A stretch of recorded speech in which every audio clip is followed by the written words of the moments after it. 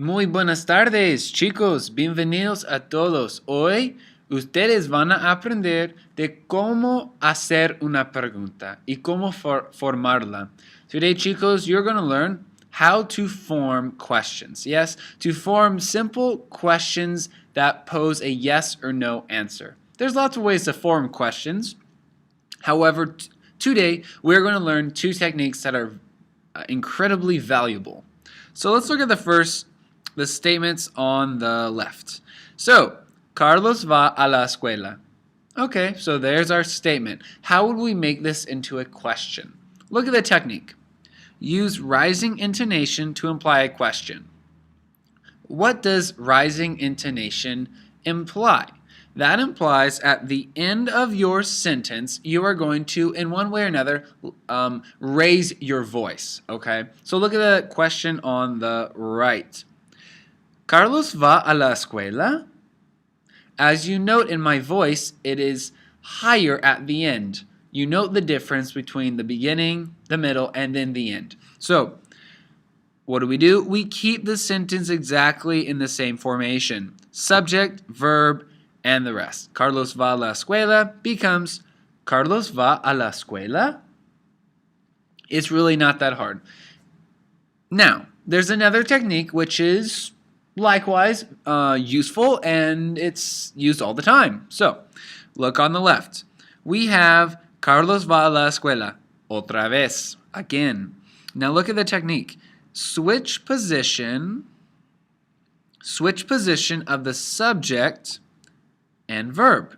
So, on the left, the verb is va, and Carlos is the subject. So all we're going to do is switch the placement. Carlos will proceed va, and va will precede Carlos. So look on the right. Va Carlos a la escuela? Now, you may hear a rising intonation once more, but what's more relevant here is the placement of the verb and subject. So, subject goes after the verb in this technique.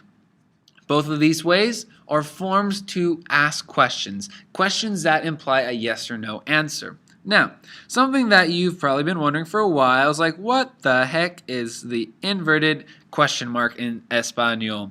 Well, to be honest with you, to this day, I still wonder why. But it's one of those grammatical rules in Spanish that we just have to follow.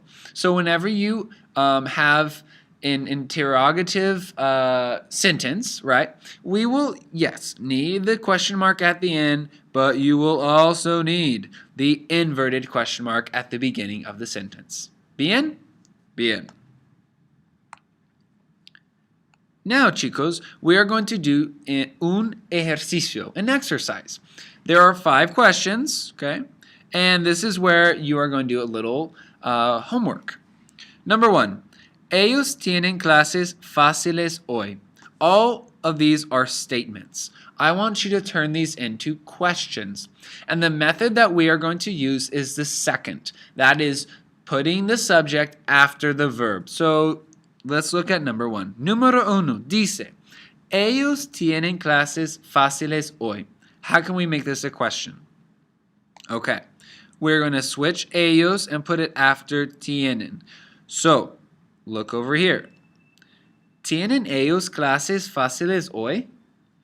I want you to write out 1 through 5 with the answer.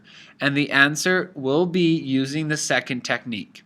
The first technique would be easy, right? Rising intonation, you would just keep the sentence the same and have inverted question mark at the begin and the question mark at the end, However, I want you to use the second technique. So chicos, please complete 1 through 5 now.